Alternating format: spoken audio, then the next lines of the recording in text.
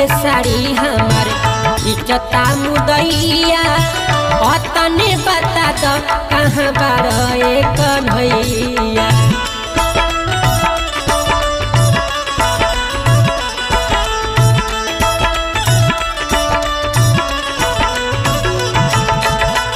सभा बीचे साड़ी हमारे इज्जता मुदैया तने बता दो कहाँ बारे कन्हैया।